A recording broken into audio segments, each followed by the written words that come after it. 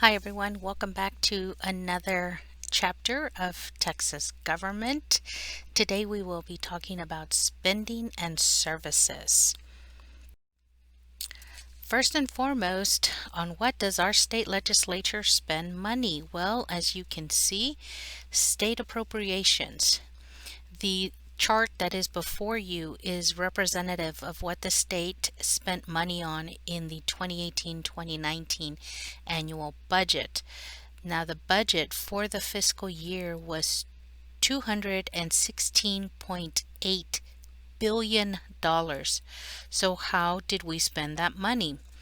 Well, if you will look at the chart, education will always have a big part of the pie, as well as health and human services, which is inclusive of Medicaid, which received the large percentage of the budget that year. These are followed up, of course, by transportation, teacher retirement, behavioral health, and border security. For example, in 2016, nearly 20% of federal tax dollars went directly to state governments as grants to pay for programs in education, healthcare, and infrastructure.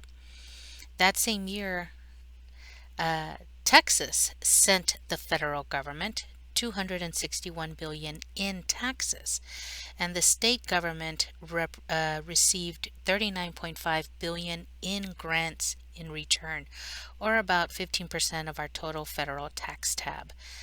Those grants were the state's second largest revenue source that year. They provided more than a third of its net revenue in the budget. Now, state taxes, of course, supplied nearly 44% in 2016, 44% of the budget. Now, the Texas Comptroller's most recent annual cash report estimated that 35.5% of Texas's net revenue for fiscal 2016 came from the federal government. Now, in Texas, more than 95% of federal grants received in fiscal 2016 went to three functional areas of government: health and human services, public and higher education, and business and economic development, which was primarily highways and transportation. So please take a look at the budget that is represented in this chart that is before you. Of course, there are more recent numbers that you can find at the Texas Comptroller's website.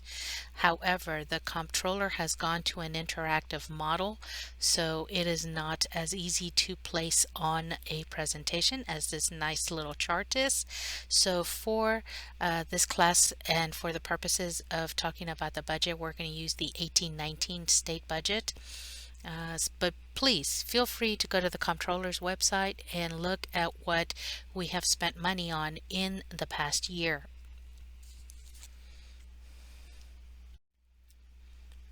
Now, elementary and secondary schools, of course, education is a big part of the state of Texas and its budget. And the premise behind education in the state of Texas goes back to the early 1800s. In the early 1800s, the northern states accepted public schools. Public education was proposed and accepted in the northern states. The northern states decided that their children needed to be educated in order to have a knowledgeable population. Why? Well, because a knowledgeable population would continue a working government. Now, keep in mind, this is up north. In post-Civil War, it is not until this era, not until the Civil War era, that the South decided that our children also needed to be education. Well, what happened that made the South decide that kids down here also needed to be educated? Remember, economics has a lot to do with this decision. Up north, their economy was based on business, while the South's economy was based on agriculture. The South did not need their kids to go to school. They needed them working their crops, ranches, and helping the family. This has a lot to do with why it takes the South so long to make education a priority. Now, this has a lot to do with why it takes the South so long to make education a priority. Keep in mind, the early Texas constitutions made it mandatory for Texas children to attend school. It was written into the constitutions that all children attend school regardless of race or ethnicity.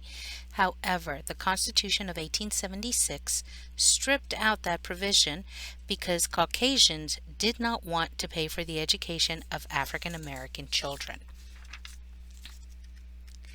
Now, in 1915, what we see is that it is not until this time that Texas really embraces public education.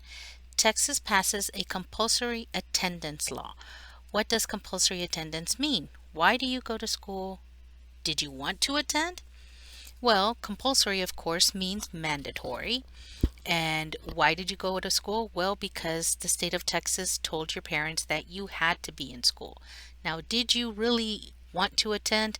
No, most children do not really want to go to school, at least not at first. But the state mandates that children between the ages of 6 and 19 must attend school. Now, notice I said 19, that being because of those children that are born at the end of the year who have to start school late. Now, in 1918, what we see is the state taking a very big step with regards to education. This step was simply the passing of a constitutional amendment that provided free textbooks for school children. So why is providing free textbooks to students such a big deal? Well, stop and think of you as a student today. How much are your textbooks as a college student? Now, think back to the time period we're talking about. Texas is an agrarian state, and most people are farmers making $2 to $3 per week. If you are having to buy textbooks for all of your children, how much is that going to cost you? You would not have enough money to spend or to send all of your kids to school and provide them textbooks. So this amendment was a very important step in the evolution of public education in Texas. Now, moving forward to 1949, the Texas Education Agency was established, TEA. The TEA was created to help administer public education. Now, TEA has grown in power and responsibility over the years. Originally, the public school system was underfinanced, and it was the responsibility of local government to finance education. Since these early days, we have seen the education system become a partnership between state and local government thanks to the TEA. We see TEA administer 29% of all state education expenditures.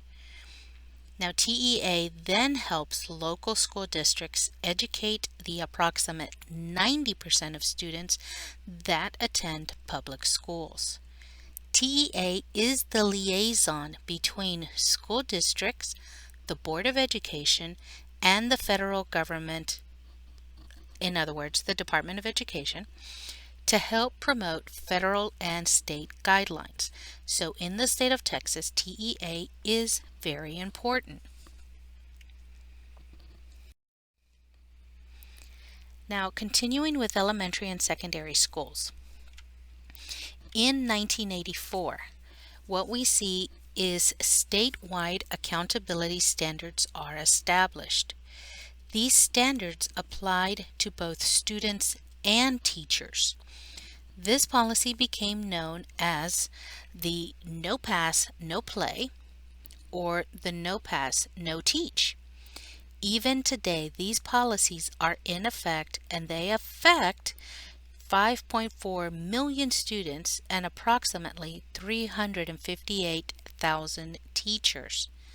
Now, the No Pass, No Play plan is simply if you as a student do not pass your classes, you cannot participate in extracurricular activities, regardless of what that activity is, whether it be art, dance, band, music, orchestra, football, baseball, soccer, whatever the case may be. If you do not pass your classes, you cannot play. Now, on the other hand, no pass, no teach applies to those seeking to become teachers. To teach in Texas, prospective teachers have to pass a content exam which shows knowledge or competency of the subject area they want to teach, thus earning a state certification. So no pass, no teach applies to those people wanting to become teachers for K through 12. Now, as of the 2017-28 school year, there are approximately 5.3, almost 5.4 million students in the public school system. Teachers, of course, are almost at 360,000. Now, when it comes to school administration, Texas Public School Administration has three basic aspects. The first one is substantial local control and a joint state-local partnership. The second one is an emphasis on professional administration supervised by lay persons. And third, independence from the general structure of government. So how do we achieve these three aspects? Well, we achieve this by the State Board of Education. Now, the State Board of Education is also known as the SBOE.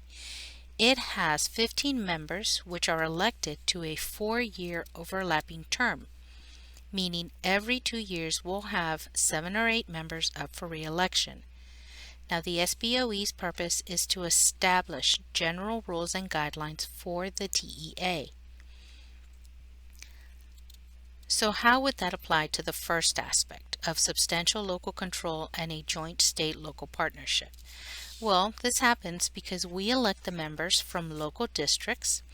Each district elects their representative.